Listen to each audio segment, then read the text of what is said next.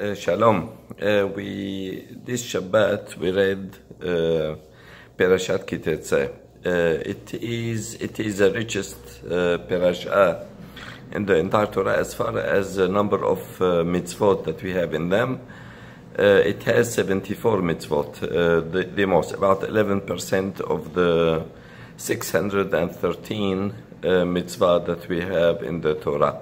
One of them is ve'asita ma'akeh legagecha, that you should put a fence around your roof. Ve'lo tasim damim be'betecha, and according to Sefer Rachanuch, which is one of the Rishonim who count the mitzvot, like Harambam and write Sefer Mitzvot Gadol, he felt that this is the closest mitzvah to prevent danger and to the health, basically. He said that Hashem created the world, and he wanted for it to be run al derech hatteba, and we do know that hatteba means nature is the same gematria as Elohim, and which means, and the Sefer HaNuch elaborates that it is reasonable to assume and predict that if somebody jumps from high roof that he's gonna die, and if somebody jumps into the fire, he will be burned.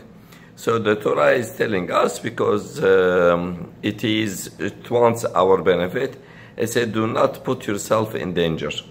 And he says, so this is mitzvah ta'aseh, and which means positive commandment, and it is associated with a negative commandment because it says, ve'lo tasim damim be'betecha. So if somebody does engage in a behavior or does something that damages his health, he's transgressing both positive and the negative commandment.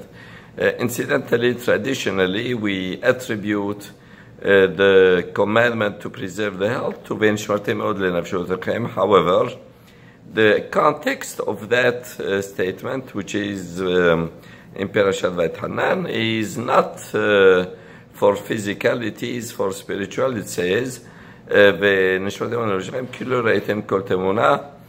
you did not see any picture of God, so you might feel that he has a physical picture, or you might feel that there are other deities, Haz v'Halila. So be careful, not believe in that. Hashem hu echad. So it is the relationship of ben shmartem od lenafshotchem, which means you shall preserve your life. Is asmachta is like not really the not really the mitzvah itself. It is asmachta that we can attribute it or attach it to that statement. However, I am not here to minimize the importance of asmachtot, because nothing comes from thin air. They do have their basis and solid basis. Now, I am going to talk today about a disease or phenomena that is relatively new, that affects the person's physical health, psychological health, mental health, and societal health. And that is the internet abuse disorder, or the overuse of internet. It is a new phenomenon because only in the last 10-15 years, the use of internet became a common, and along with that, it created a lot of problems that we need to be aware of, and it will fit the criteria that we need to be careful on how to use the internet. And I want to say from the beginning that I am not talking about a use that is initially haram, isur, like pornography or gossiping. No, I'm talking about something that is on the surface relatively benign. However, it does cause very significant side effects and ill effect from its overuse. Now, regarding the internet use disorder, I need to mention that it is a spectrum, and on one extreme negative spectrum is that there is internet addiction, meaning that patient is makhur, in Hebrew is makhur, meaning that he can, the definition of addiction is that engagement or involvement with a substance or behavior that is damaging, knowing that and inability to withdraw from that substance or behavior, knowing fully that it has bad side effects, that is affecting the individual, because initially or currently it did have pleasurable effect. Like, for example, the clear-cut evidence is alcohol, probably the most common, marijuana, narcotics nowadays, and gaming. This is some of the behavior, and now internet use. We see, and on the other side of the spectrum is that somebody who uses internet only for constructive purposes, to facilitate his work, to place an order, to reach customers, to find out how to do things quickly. We're using YouTube. In medicine, we use the internet very extensively to reach diagnosis and to know more about medications. In fact, we cannot do without it. Electronic health records and so on and so forth. This is healthy under the addiction, and in between there is the entire spectrum, like and it can be towards the healthy part, or it can be towards the pathological, the sick side of that spectrum. And sometimes it is murky. You cannot really distinguish. For example, if somebody always checking the news of Israel, he goes from Jerusalem Post to INN to Wallah to Arus Aiser and so on and so forth. There is really, I believe that this is more pathological than healthy, even though that person loves Israel, worries about Israel, he has family there, but I mean, for him to consume a lot of time for that, instead of taking care of his family and his business and his own health, I consider that as pathological. And we see that there is a significant variation and on that spectrum from one side to the other. So now we mentioned that it has ill side effects before. The people who overuse the internet, and they come, by the way, in all age spectrum, but it is particularly prevalent in adolescents and the college students. It has many physical health issues, and the majority of the health issue come from the lack of sleep. Because instead of sleeping, and the body, especially in adolescents, it needs more hours of sleep than other age group. They are spending it on the internet. We do know that lack of sleep does decrease immunity. The people who are insomniacs, who spend the nights partying or even reading or on the internet or just fooling around, they are more prone to have disease, infectious disease. It is well known fact. Number two, the lack of sleep decrease the secretion of the growth hormone, because the growth hormone is secreted mainly at night during the sleep hours. And the growth hormone is not beneficial only to the persons who are growing. We do know that there is cartilage that that they grow with the growth hormone, it is like repairing factor even for adults. And for those who don't sleep well, they deprive themselves from that benefit. We all know that, like for example, somebody who has fever, usually in the morning hours, the fever is the lowest. It could be related to decreased metabolism during sleep, but also it can be related to the increased immunity that comes along with the sleep. We do know that it causes depression, it causes skin aging, it causes decrease in sex drive. It can also cause irritability, but probably the most important is that it makes a person who did not sleep well more prone to accident that not only affect himself, it can affect many people who are involved in with an accident he might have. For example, they say that Chernobyl nuclear disaster that happened in Ukraine about 30 years ago was caused because of lack of sleep. The Valdez spillover in Alaska was also the same thing. We know that in Spain, about 3 years ago, there was a train accident that resulted in the death of 63 people. Also, the conductor did have lack of sleep. He also had a drink or two, but that what caused that. So it is very important. This is from the physical health perspective. From the mental health, we do know that that lack of sleep does cause forgetfulness. It does cause irritability. It causes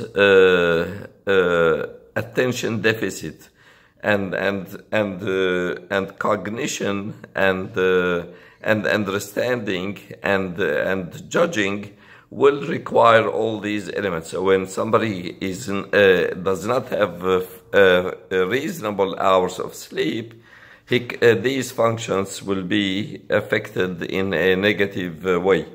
The use of the internet does have also many untoward psychological factors. For example, depression. Those that they spend hours and hours on social media to see who went where and what kind of party he threw, and which restaurant he's eating. It's absolutely silly for somebody to post to start with these activities on the internet, but probably it is more silly for the person to watch this, because it can cause depression. It will give people the sense of inferiority, and it will decrease the self-esteem of that person.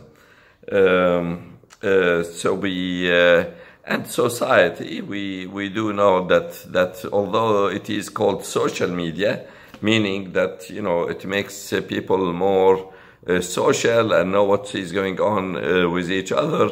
In fact, it will cause withdrawal from the society. People are only to themselves. They remove themselves and distance themselves from their closest relative and closest friend, because they are busy knowing what the other world at large is doing, and it is completely useless. So we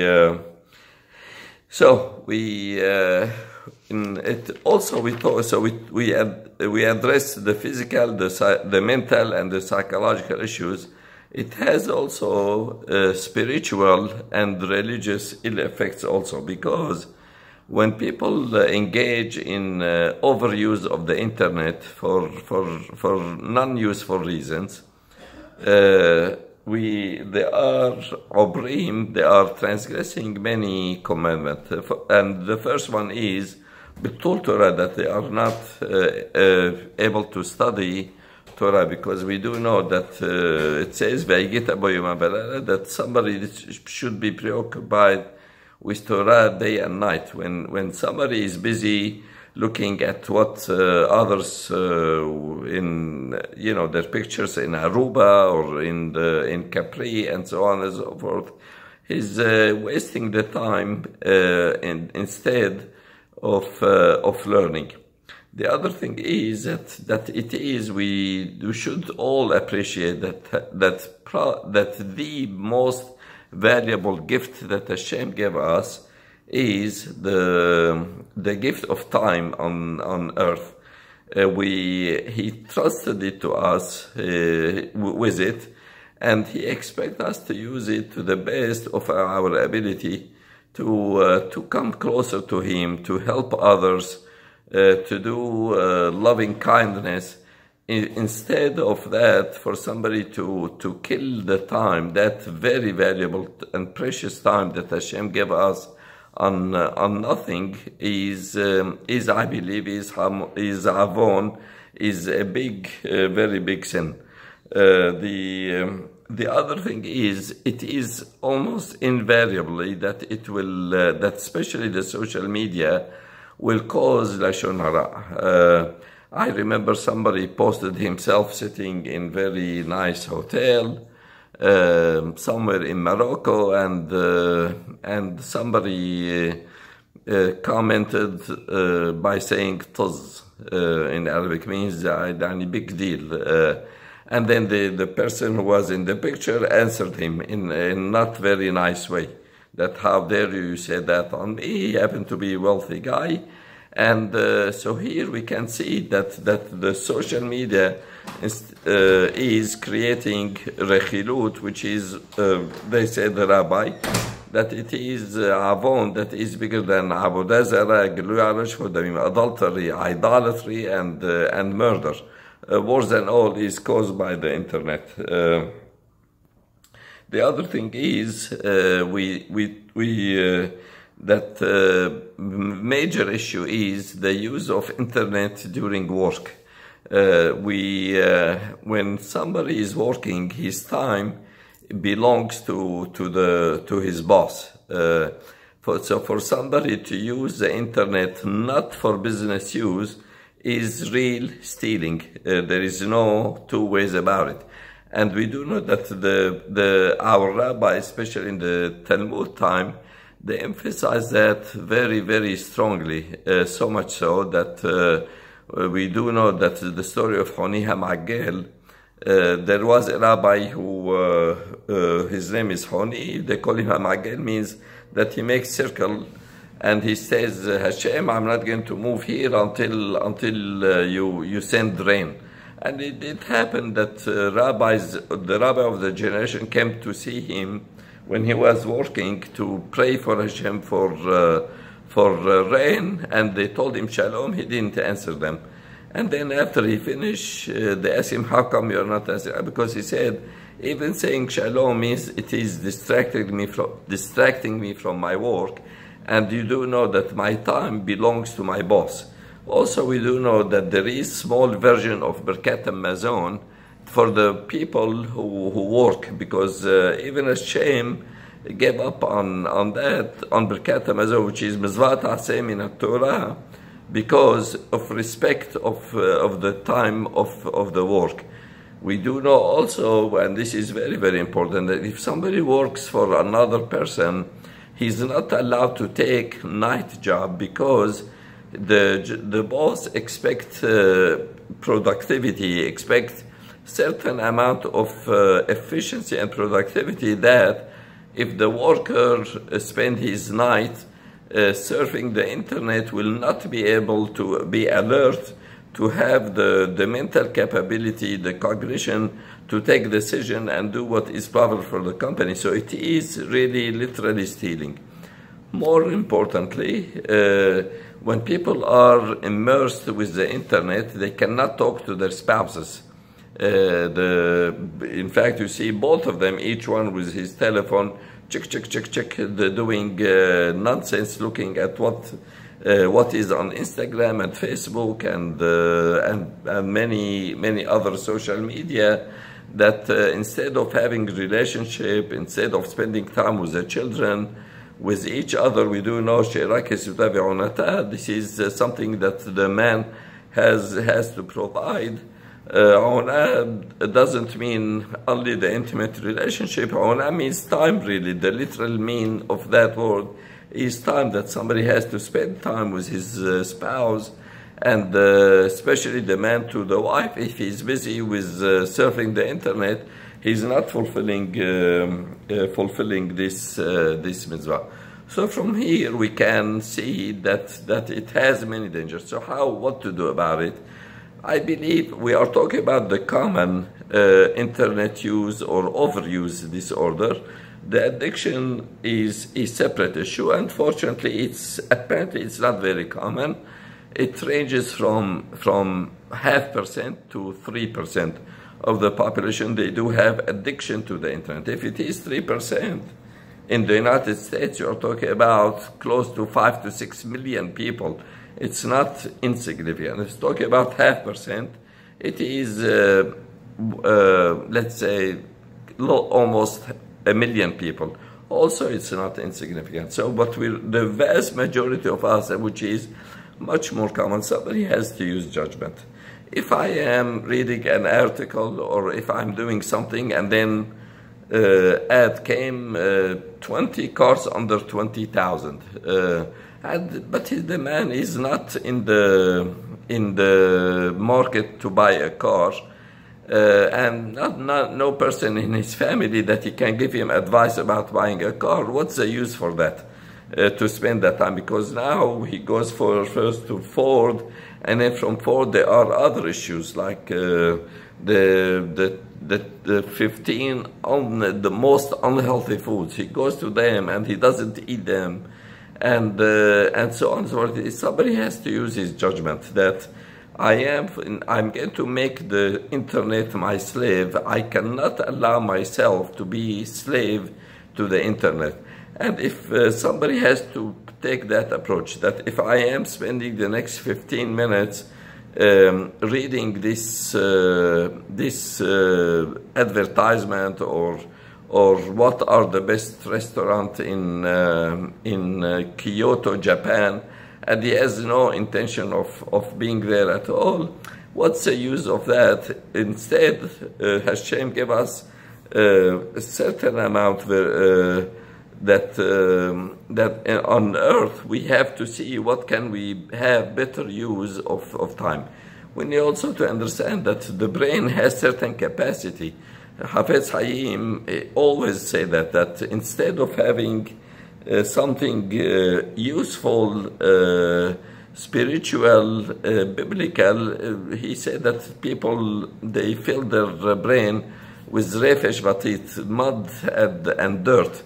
That there is absolutely no use to that. So if we have to be careful that again and again that Hashem put us on earth for a mission, we cannot waste that time on something that is nonsense. If we bear that in mind all the time, we will realize that we are in a mission. And hopefully we will avoid all the untoward effect or bad effect on our health, on our psychology, on the mental capacity, on the societal relationship that we have with each other.